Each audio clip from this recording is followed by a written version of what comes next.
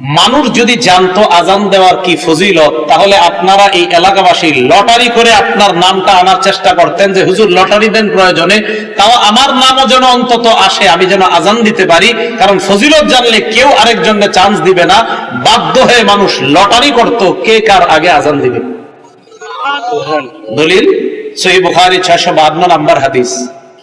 عن أبي هريرة رضي الله تعالى عنه قال قال رسول الله صلى الله عليه وسلم আবু হুরায়রা রাদিয়াল্লাহু তাআলা আনহুর বর্ণনা, আল্লাহর নবী বলেন, বাইনামা রাজুলুন ইয়ামশি বিতরিক ওয়াজাদা হুসনিন আলা শাওয়াজাদা হুসনা শাওকিন ফিত তরিক ওয়া আলা তরিক।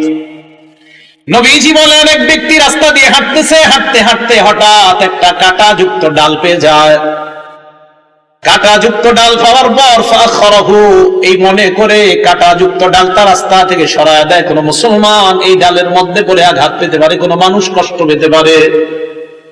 একটা সুই পাইছেন, রাস্তায় ফালায় দিয়েছেন, একটা ইটের টুকরা, যে টুকরা আপনার পায়ে লাগছে, আপনি চিন্তা করলেন আমার আরেক মুসলমানের পায়েও লাগতে পারে, এই টুকরাটা আপনি সরায়া দিয়েছেন। একটা কলার সিলকা, এটাতে আপনি পিছলা খেয়েছেন, আপনি চিন্তা করলেন আমার আরেক মুসলমান ভাইও এই সমস্যায় পড়তে পারে, আপনি সরায়া দিলেন। আল্লাহ নবী বলেন, ফাশাকারাল্লাহ, আল্লাহ আপনার এই আমলটা এত কবুল করে নেয়, আল্লাহ আপনার প্রতি সন্তুষ্ট হয়ে যায়। ও গফরলা, শুধু তাই নয়, আল্লাহ নবী বলেন তার আগের জিন্দেগীর সব গুনাহগুলো মাফ করে দেয়।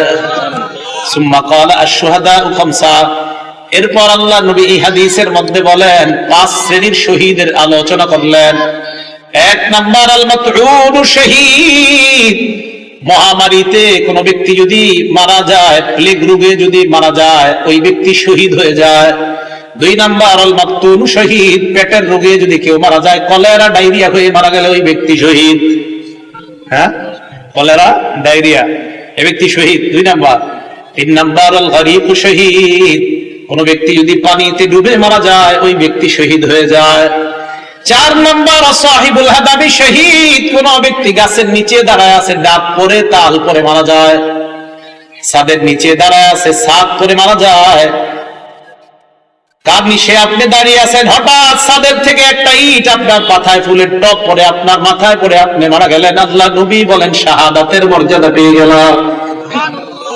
5 নাম্বার শহীদ ফি সাবিলিল্লাহ, আল্লাহর রাস্তায় যে জিহাদ করে শহীদ হয়, ব্যক্তি শহীদ হয়ে যায়।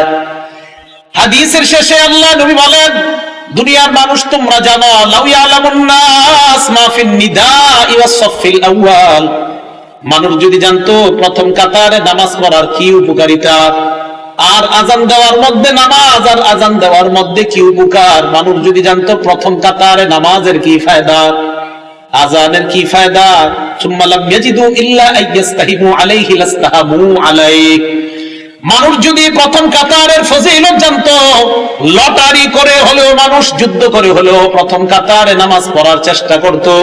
আর যদি আজানের ফজিলত জানতো, লটারি করে হলেও নিজের নাম লিস্টের মধ্যে এনে মুসলমান আজান দেওয়ার চেষ্টা করত। তাহলে আপনারা যদি জানতেন ফজিলত, নবীজি বলেন মানুষ বুঝতেছে না কেন যে প্রথম কাতারের ফজিলত, আজানের কি পরিমাণ ফজিলত, এগুলা মানুষ খুব মুয়াজ্জিনের অপেক্ষায় থাকে।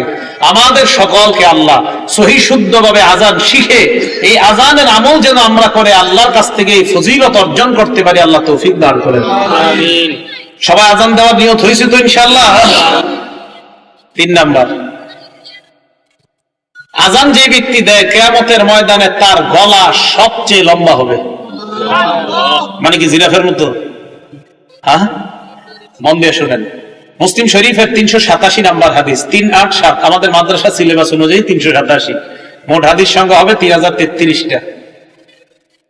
এই হাদিসের বর্ণনাকারী তালহা ইবনে ইয়াহইয়া। এই তালহা ইবনে ইয়াহইয়া ওনার চাচা থেকে বলেন, ওনার চাচা বলেন, কুনতু ইনদা মুআবিয়া ইবনে আবি সুফিয়ান রাদিয়াল্লাহু তাআলা আনহুমা। তালহা ইবনে ইয়াহইয়া বলেন, আমার চাচা ইমাম মুআবিয়া আমির মুআবিয়ার কাছে ছিলেন। ফাজাআকুল মুআজ্জিন, মুআজ্জিন আসছে, ইয়াদউহু ইলাস সালাত। মুআজ্জিন আয়েশা কয়, আমির মুআবিয়াকে বললেন নামাজের সময় হয়েছে, মসজিদে চলেন। আমির মুআবিয়া বললেন, মুআজ্জিন দাঁড়াও।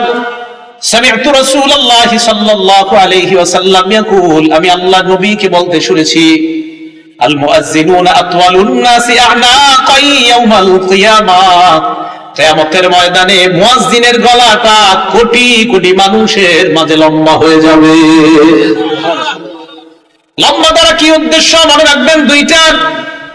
এক নম্বর, আকসারুন নাসি মুতাশাউফান বা তাশাউফান ইলা রাহমাতিল্লাহ, কিয়ামতের ময়দানে মুয়াজ্জিন অন্যান্য কোটি কোটি মানুষের চাইতে আল্লাহর রহমতের অধিক প্রত্যাশী হবেন।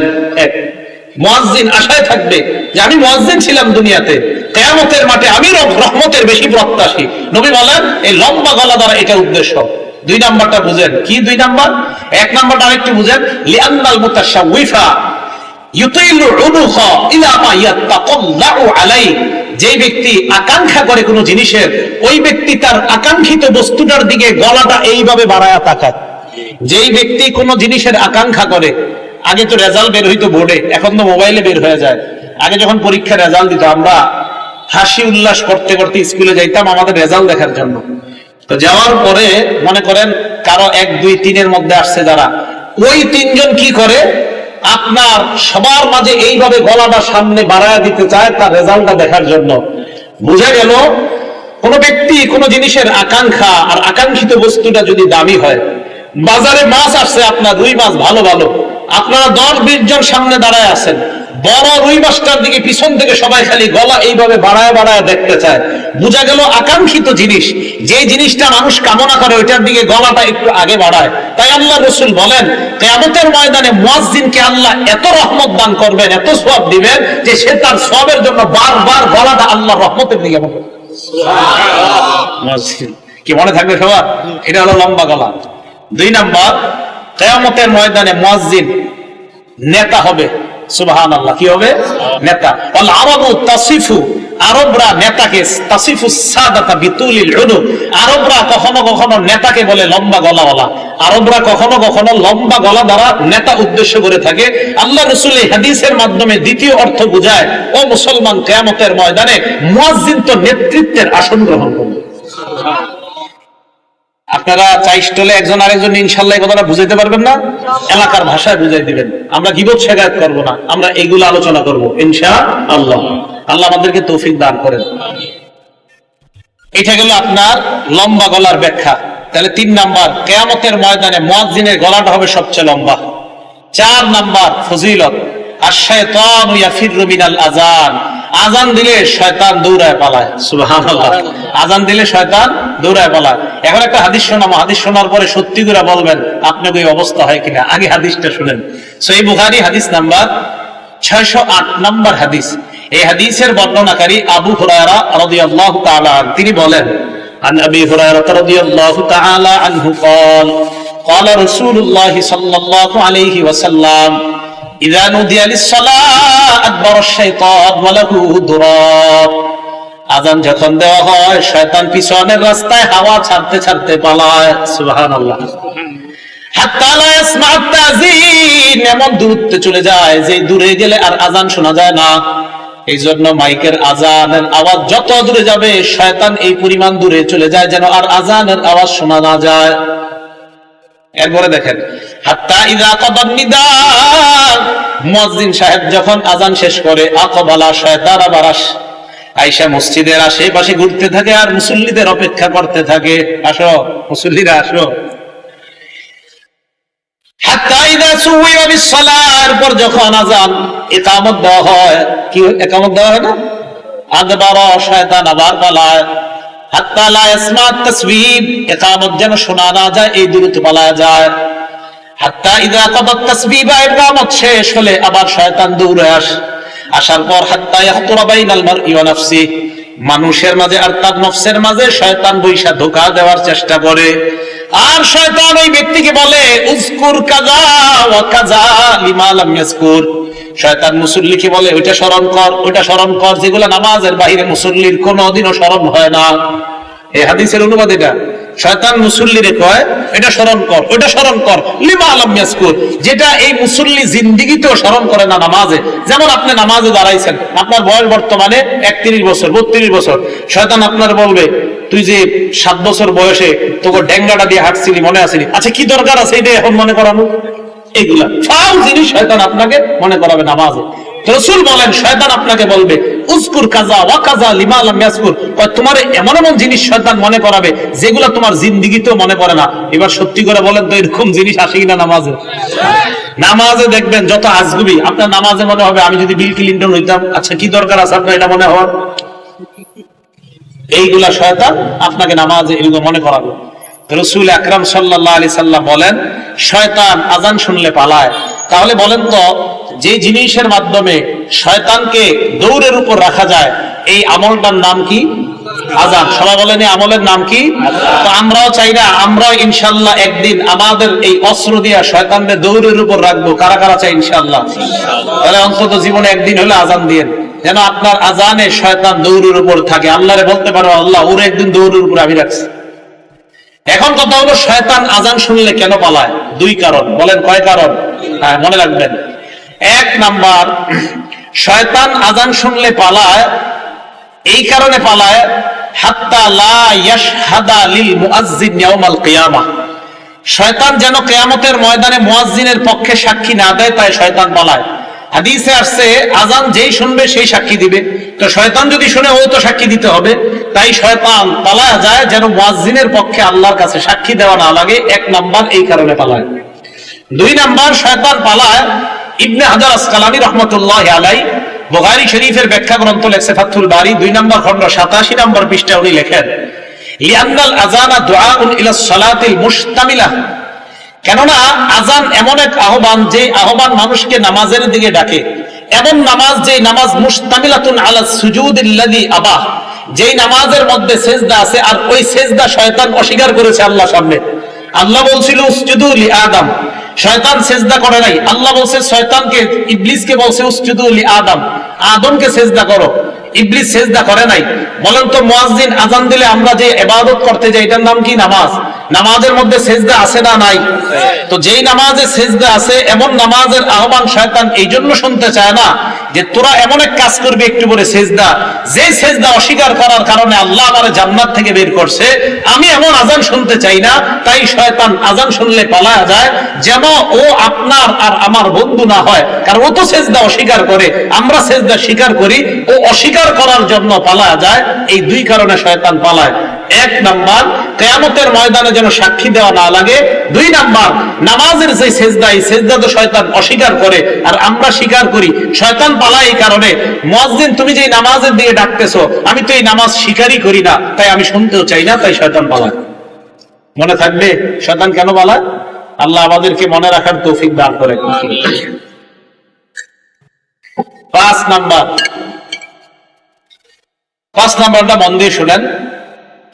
মুয়াজ্জিন সাহেবের আযান যতটুকু পরিমাণ যায়, মুয়াজ্জিনের আযান যতটুকু পরিমাণ যায়, জিন ইনসান ওয়ালা কুল্লু শাইইন যত জিনিস শুনে সবাই মুয়াজ্জিনের পক্ষে কিয়ামতের ময়দানে সাক্ষী দিবে। সুবহানাল্লাহ। বুখারী শরীফের 609 নম্বর হাদিস। এই হাদিসের মধ্যে আবু সাঈদ খুদরি রাদিয়াল্লাহু তাআলা আন এক ব্যক্তিকে ডাক দিয়ে বললেন ইন্নী আরাকা তুহিব্বুল গনাম ওয়াল বাদিয়া, আমি দেখতেছি তুমি বন জঙ্গল এবং রাখালগিরি করা অনেক পছন্দ করো। এই কথা শোনার পর ওই ব্যক্তি বললেন হ্যাঁ, রাখালগিরি করা এটা আমার অনেক পছন্দ, বন জঙ্গল আমার অনেক পছন্দ। আবু সাঈদ খুদরি বললেন ফাইদা কুনতা ফি গনামিকা আও বাদিয়াত, তুমি যখন রাখালগিরি করবা অথবা বন জঙ্গলের মধ্যে থাকবা, ফাযানতালিস সালাহ নামাজের জন্য যখন আযান দাও, ফারফা সাওতাক তোমার আযানের আওয়াজটা উঁচু করবা।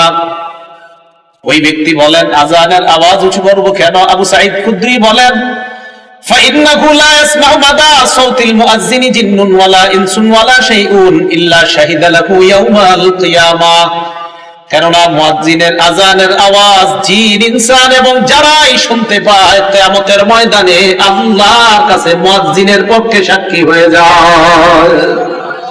তুমি আযান বন জঙ্গলে দিলেও উঁচু আওয়াজে দিবা। কেন দিবা? তোমার আযানের আওয়াজ যত মানুষ যত জিন যারাই শুনবে তারাই কিয়ামতের ময়দানে সাক্ষী দিবে। এখন আমি আপনাদেরকে বলতে চাই, আমার পক্ষে কিয়ামতের ময়দানে জিন ইনসান এবং প্রচুর পরিমাণ সাক্ষী হোক, এটা আমরা সবাই চাই কি চাই না? এই জন্য মসজিদে আজান দিবেন, আজানের আওয়াজ যত দূরে যাবে, যারা আপনার আজানের আওয়াজ শুনবে কিয়ামতের ময়দানে আল্লাহর কাছে বলবে, আল্লাহ এই ব্যক্তির আজানের আওয়াজ আমরা শুনছি, আমরা তার মাগফিরাতের পক্ষে আপনার কাছে সাক্ষী দিলাম। 6 নাম্বার, মুয়াজ্জিন সাহেবের ব্যাপারে 6 নাম্বার যে কথাটা বলবো, আমি মূলত আজান যেই কারণে দেওয়ার জন্য খুব বেশি আগ্রহী, এই 6 নাম্বারটার কারণে। 6 নাম্বার যে ফজিলতটা, মুয়াজ্জিন সাহেব যারা দুনিয়াতে আজান দেয় তাদের জন্য আল্লাহ রাসূল আল্লাহর কাছে বলে, আল্লাহ মুয়াজ্জিনদেরকে আপনি মাফ করে দেন। আর কি চান? রাসূল সাল্লাল্লাহু আলাইহি ওয়াসাল্লাম বলছেন, আবু দাউদ শরীফের 517 নাম্বার হাদিস, عن أبي هريرة رضي الله تعالى عنه قال قال رسول الله صلى الله عليه وسلم, আবু হুরায়রা রাদিয়াল্লাহু তাআলা আনহুর বর্ণনা, আল্লাহ নবী বলেন, আল ইমামু যামিন, ইমাম হলো জিম্মাদার, ওয়াল মুয়াজ্জিনু মু'তামান, মুয়াজ্জিন হলো আমানতদার। নবীজি বলেন, আল্লাহুম্মা আরশিদিল আইম্মা, আল্লাহ দুনিয়ার সমস্ত ইমামদেরকে তুমি পথ প্রদর্শন করো, পথ প্রদর্শন করো, সঠিক পথে তুমি পরিচালনা করো, সঠিক পথ দেখায় দাও দুনিয়ার সব ইমাম সাহেবদেরকে। এরপর নবী বলেন, ওয়াগফির লিল মুয়াজ্জিনিন, মাবুদ দুনিয়ার মধ্যে আমার যত উম্মত আযান দেয় তাদের জন্য আমি তোমার কাছে বললাম, সমস্ত মুয়াজ্জিনদেরকে তুমি মাফ করে দাও। তাহলে আপনি আল্লাহ রাসূলের দোয়া পাবেন, যে রাসূল সাল্লাল্লাহু আলাইহি সাল্লাম মুয়াজ্জিনের জন্য আল্লাহর কাছে বলছে, আল্লাহ আপনি দুনিয়ার সব মুয়াজ্জিনদেরকে মাফ করে দেন। আমি আপনাদের কাছে জানতে চাই, এর চেয়ে বড় আর দোয়া কি চান? যে রাসূল সাল্লাল্লাহু আলাইহি সাল্লাম যারা আযান দেয় তাদের জন্য দোয়া করে বলে, আল্লাহ মুয়াজ্জিনদেরকে আপনি মাফ করে দেন। তাহলে বলেন, আমরা সবাই ইনশাআল্লাহ আযান দিতে রাজি আছি তো? ইনশাআল্লাহ। আল্লাহ আমাদেরকে আমলটা করার তৌফিক দান করেন। 7 নাম্বার, আগে বলছি কি, মুয়াজ্জিনের আযান জিন ইনসান যারা শুনে তারা আল্লাহর কাছে সাক্ষী দিবে। 7 নাম্বার ফজিলত, মুয়াজ্জিনের আযানের আওয়াজ যত দূর পরিমাণ যায় ওই পর্যন্ত শুষ্ক এবং ভিজা যত বস্তু আছে সমস্ত বস্তু কিয়ামতের মাঠে আল্লাহর কাছে সাক্ষী দিবে। শুধু তাই না, মুয়াজ্জিনের আযান যেই পরিমাণ দূরে যায় ওই পরিমাণ, মানে এরকম লম্বা পরিমাণ পর্যন্ত তার গুনাহ মাফ করে দেওয়া হয়। দলিল আবু দাউদ শরীফ 515 নাম্বার হাদিস। এই হাদিসের বর্ণনাকারীও আবু হুরায়রা রাদিয়াল্লাহু তাআলা আনহু। عن أبي هريرة رضي الله تعالى عنه قال قال رسول الله صلى الله عليه وسلم, আবু হুরায়রা রাদিয়াল্লাহু তাআলা আনহুর বর্ণনা, আল্লাহ নবী বলেন, আল মুয়াজ্জিনু ইউগফারু লাহু মাদা সাউতিহি, মুয়াজ্জিন যখন আযান দেয়, ইউগফারু লাহু মাদা সাউতিহি, তার আযানের আওয়াজ যে পরিমাণ দূরে যায় ওই পরিমাণ পর্যন্ত তাকে ক্ষমা করে দেওয়া হয়। আযান জোরে দিবেন, যদি মাইক না থাকে, কারেন্ট না থাকে তো জোরে দিবেন।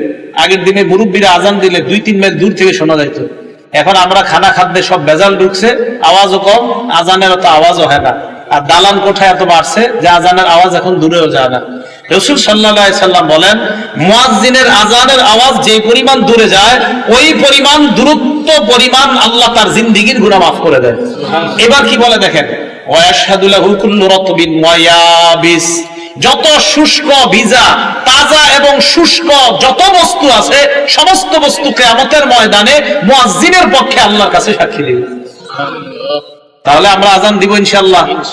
এই 7। 8 নাম্বারটা শুনেন, নাসাই শরীফের 666 কত হইল? 666 কত হয়? 666 নাম্বার হাদিস। কত? 666 কত হয়? 666 নাম্বার হাদিস। এই হাদিসের বর্ণনাকারীর নাম উকবা ইবনে আমির রাদিয়াল্লাহু তাআলা আন। তিনি বলেন, সামিআতু রাসূলুল্লাহি সাল্লাল্লাহু আলাইহি ওয়াসাল্লাম ইয়াকুল, আল্লাহ নবীকে আমি বলতে শুনলাম, ইয়াজাবু রাব্বুকা মিন রাঈ গানামিন ফি রাসি শাজিয়াতিল জাবাল, তোমাদের কেউ যদি পাহাড়ের চূড়ায় যায়, চূড়ায় যাওয়ার পর যদি আযান দেয়, আযান দেওয়ার পর যদি নামাজ কায়েম করে, জোরে বলেন কোথায়? আরো জোরে। তোমাদের কেউ যদি পাহাড়ে যায়, যাওয়ার পর পাহাড়ে যদি আযান দেয়, এই পাহাড়ে যে ব্যক্তি যায় ওই রাখালকে দেখে আল্লাহ আশ্চর্য হয়ে যায়। সুবহানাল্লাহ। রাখাল পাহাড়ের উপরে গেছে, আল্লাহ তাকে দেখে আশ্চর্য হয়। কেন? ফায়ুআযযিনুল সালাহ, নামাজের সময় হলে সে আযান দেয়। ওয়া ইকিমুস সালাহ, নামাজ কায়েম করে। ফায়াকুলুল্লাহ, আল্লাহ ফেরেশতাদেরকে বলে, উনজুরু ইলা আবদি হাযা, আমার এই রাখাল বান্দার দিকে তাকাও, পাহাড়ের উপর আসছে, আজান দিছে, নামাজ আদায় করছে, নামাজ কায়েম করছে। গফারতু লিআবদি, ফেরেশতারা তোমরা সাক্ষী থাকো, আমি আমার এই বান্দাকে মাফ করে দিলাম। ওয়া আদখালতুহুল জান্নাহ, আমি আল্লাহ তাকে জান্নাতে প্রবেশ করায়া দিলাম। কোন ব্যক্তি পাহাড়ে গেছে, পাহাড়ে গিয়ে আজান দিছে, আজান দিয়ে নামাজ পড়ছে, আল্লাহ আশ্চর্য হয়ে যায়, রাখালকে দেখে আল্লাহ আশ্চর্য হয়। ইয়াজাবু রাব্বুকা মিন রাই গারাম ফি রাসি শাজিয়াতিল জাবাল, পাহাড়ের চূড়ায় শৃঙ্গে ওঠে কোন রাখাল আজান দেয়, নামাজ কায়েম করে, তাকে দেখে আল্লাহ আশ্চর্য হয়ে ফেরেশতাদেরকে বলে, আমার বান্দা দেখো পাহাড়ের উপর আইসা আমারে ভুলে না, আজান দেয়, নামাজ কায়েম করে, ফেরেশতারা সাক্ষী থাকো, আমি তাকে মাফ করে দিলাম, আমি তাকে জান্নাতি বানাই দিলাম। আজান দিবেন তো? 9 নাম্বার ফজিলত। এই জায়গায় আপনারা আজান দিছেন বা এখন মোটামুটি প্রায় সময় দেন কারা কারা? মাশাআল্লাহ, হাত নামান। 12 বছর যদি টানা আজান দেন, কয় বছর বলেন জোরে, কয় বছর? 12 বছর। তা আমারই অর্জন করতে মন চায় এই ফজিলত। আপনিও তো খালি দাওয়াত দেন, দাওয়াত না দিলে আজান দিতে হবে মসজিদে, সমস্যা কি? হ্যাঁ, সমস্যা। আমি যে মসজিদ তাফসীর করি ওখানে বললাম তো, মাঝে মাঝে আজান দেওয়ার চান্স নেই। আজান দেওয়া অনেকে শরম মনে করে, নাউজুবিল্লাহ, আস্তাগফিরুল্লাহ, ইন্না লিল্লাহ, এরা মনে করে শরমের ব্যাপার আজান দেওয়া, ছি ছি। ইবনে মাজার 728 নাম্বার হাদিস। এই হাদিসের বর্ণনাকারী আব্দুল্লাহ ইবনে ওমর রাদিয়াল্লাহু তাআলা আনহুমা, তিনি বলেন, ক্বালা রাসূলুল্লাহ সাল্লাল্লাহু আলাইহি ওয়াসাল্লাম, আল্লাহ নবী বলেন, মান আযানা সিনতাই আশারাতা সানাতান, কেউ যদি 12 বছর টানা আযান দেয়, জুড়ে বলেন কয় বছর? নবীজি বলেন, কেউ যদি টানা 12 বছর আযান দিতে পারে, ওয়াজাবাত লাহুল জান্নাহ, তার জন্য আল্লাহর জান্নাত ওয়াজিব হয়ে যায়। কয় বছর? 12 বছর টানা আযান দিলে জান্নাত ওয়াজিব। আযান দিবেন তো? আযানের ফজিলত সবাই সবাই, ইমাম সাহেবরাও চেষ্টা করেন, খতিব সাহেবরাও চেষ্টা করেন, উলামায়ে কেরাম যারা আছেন মাঝে মাঝে ফজিলত আনবো দরকার আছে। এই সাধারণ জনগণ লম্বা গলা দিয়ে আল্লাহর কাছ থেকে রহমত দিব, তা আমরা হুজুরে কি করবো? আমাদেরও দরকার আছে ফজিলত। 9 নাম্বার। 10 নাম্বার, এটা আজীব এক ফজিলত। মুয়াজ্জিনের আযান শুইনা যারা নামাজে আসবে, এই নামাজিরা নামাজ পড়ে যে পরিমাণ সওয়াব পাবে, মুয়াজ্জিন একা সেই সওয়াব সব পাবে। সুবহানাল্লাহ। তাবরানী শরীফ 2 নাম্বার খন্ড 288 নাম্বার পৃষ্ঠা। এই পৃষ্ঠায় আসছে আবু উমামা বাহিলি রাদিয়াল্লাহু তাআলা আনহুর বর্ণনা। দেখেন কি কয়, আজরুহু আজরু মান সাল্লা মাআহ, আজরুহু আজরু মান সাল্লা মাআহ, মুয়াজ্জিনের প্রতিদান ওই পরিমাণ যেই পরিমাণ মুসল্লি তার সাথে নামাজ পড়েছে, তারা যেই পরিমাণ সওয়াব পাবে, মুয়াজ্জিন ওই পরিমাণ সওয়াব আল্লাহর কাছ থেকে পাবে। সুবহানাল্লাহ।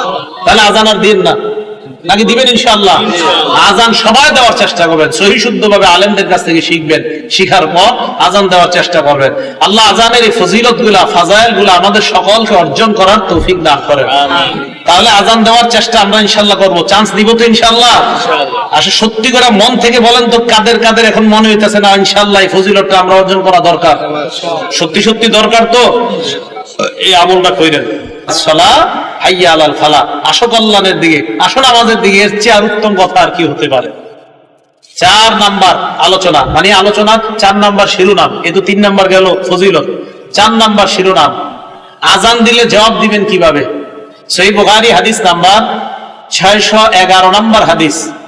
عن أبي سعيد الخدري رضي الله تعالى عنه قال قال رسول الله صلى الله عليه وسلم, আল্লাহ নবী বলেন, ইযা সামি'তুমুল মুআজ্জিনা কুলু বিসলামা ইয়াকুলুল মুআজ্জিন, মুয়াজ্জিন সাহেব যখন আযান দেয় তোমরাও তা বলো যা মুয়াজ্জিন বলে। বলেন, আমরা যারা আযান শুনবো, মসজিদে গিয়ে মাগরিবের আগে বসে রয়েছেন 5 মিনিট 10 মিনিট, মুয়াজ্জিন আযান দিতেছে, আপনারা কি করেন? পুকুরের ঘাটে বসে আলাপ করেন, আলোচনা করেন, মসজিদে বসে বসে গল্প করে, আযান চলতেছে, আশেপাশে গল্প চলতেছে। কি সত্যি কথা কিনা? রাসূল সাল্লাল্লাহু আলাইহি সাল্লাম বলেন, মুয়াজ্জিনকে যখন আযান দিতে শোনো, মুয়াজ্জিন যা বলে তোমরাও তা বলো। মা বোনরা বাসা থেকে যারা শুনতেছেন আমার ওয়াজ শুনেন, আপনারা রান্না করতেছেন, মুয়াজ্জিন যা বলে আপনারাও তা বলবেন।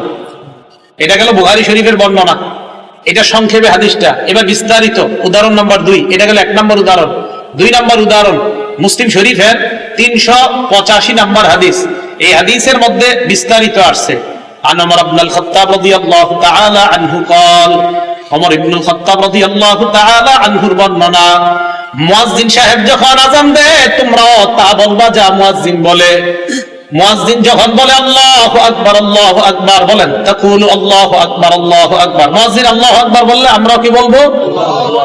মুয়াজ্জিন যখন বলে আশহাদু আল্লা ইলাহা ইল্লাল্লাহ তোমরাও বলবা আশহাদু আল্লা ইলাহা ইল্লাল্লাহ।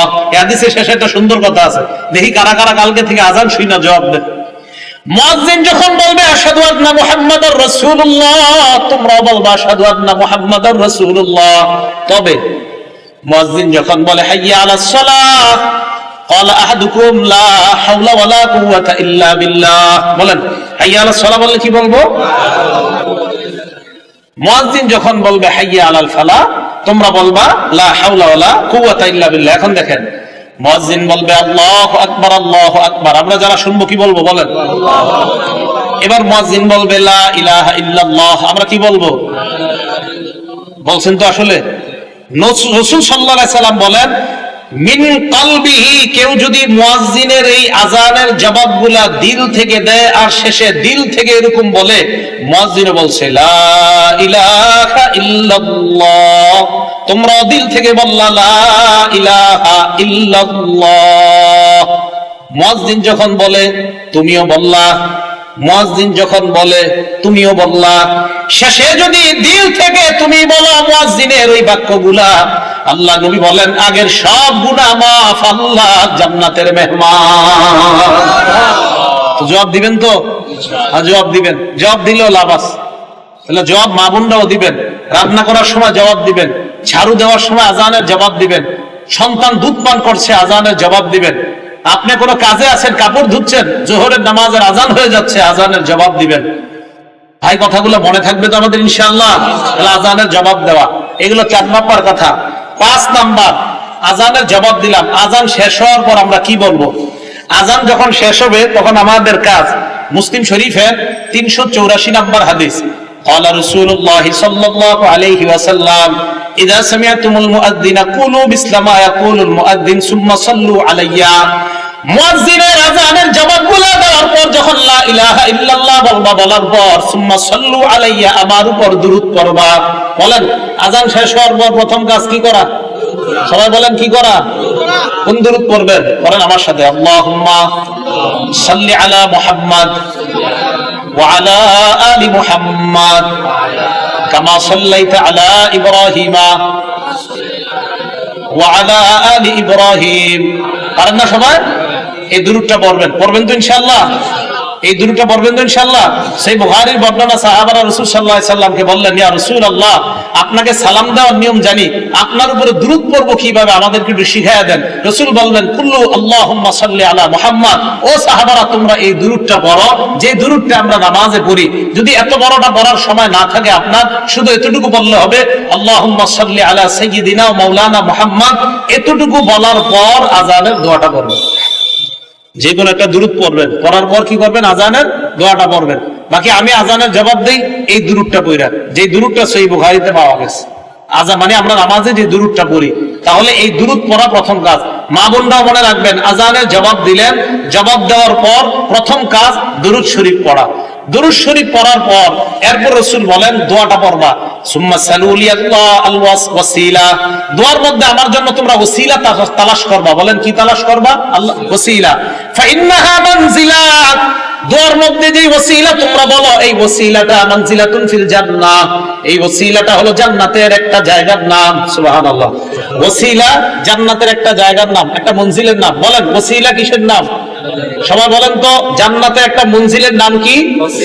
রাসূল বলেন লা তামবাগি লিআবদিন মিন ইবাদিল্লাহ। রাসূল সাল্লাল্লাহু আলাইহি সাল্লাম বলেন লা তামবাগি ইল্লা লিআবদিন মিন ইবাদিল্লাহ। আল্লাহর একজন বান্দা ছাড়া কেউ এই ওসিলা নামক জায়গায় যেতে পারবে না। ওয়া আরজু আন আকুনা আনা হুয়া। আমি আশাবাদী আল্লাহর ওই বান্দাটা আমি হব। রাসূল সাল্লাল্লাহু আলাইহি সাল্লাম বলেন তোমরা আমার জন্য ওসিলা চাইবা। ওসিলা মানে জান্নাতের একটা মঞ্জিলের নাম। আল্লাহর কাছে বলবা আল্লাহ নবীরে তুমি ওই ওসিলাটা দান করো। শোনো আমার উম্মত, ওসিলা জান্নাতের এমন একটা জায়গা যেই জায়গাটা দুনিয়ার একজন মাত্র বান্দা সেখানে যেতে পারবে। আমি আশাবাদী ওই বান্দাটা হব আমি মুহাম্মদ তোমাদের নবী সাল্লাল্লাহু আলাইহি সাল্লাম। তাহলে এটা হলো আমাদের প্রথম কাজ। সবাই বলেন তো মুয়াজ্জিন আযান দিলে আযান চলার সময় আমাদের কি কাজ? জবাব দেওয়া। আজান শেষ হওয়ার পরে প্রথম কাজ দুরূদ শরীফ পড়া। এবার 6 নাম্বার দোয়া পড়া। দোয়াটা কিভাবে পড়বো আমরা? বুখারী শরীফে আছে, মন দিয়ে শুনেন। দোয়াটা আপনারা এটা পড়েন না অন্যটা পড়েন, মন দিয়ে শুনবেন। বুখারী শরীফের 614 নম্বর হাদিস, রাসূল সাল্লাল্লাহু আলাইহি সাল্লাম বলেন, আজান শোনার পর দুরূদ পড়ার পর তোমরা পড়বা, আল্লাহুম্মা রাব্বা হাযিহিদ দাওয়াতিত তাম্মাহ ওয়াস সালাতিল কাইমাহ আতি মুহাম্মাদানিল ওয়াসিলা আতি মুহাম্মাদানিল ওয়াসিলা। আল্লাহ মুহাম্মদ সাল্লাল্লাহু আলাইহি সাল্লামকে আপনি ওসিলা দান করেন, ওয়াল ফাজিলা ওয়া বা'সু মাকামান মাহমুদানিল্লাযী ওয়া'আদতা। এরপরে ইন্নাকা লা তুখলিফুল মিয়াদ নাই এখানে এলে বলছি কি বলেন? বুখারীর 614 নম্বর হাদিস ইন্নাকা লা তুখলিফুল মিয়াদ নাই বলেন, নুসকা খুলেন নাই। তাহলে কোথা থেকে আসছে এটা?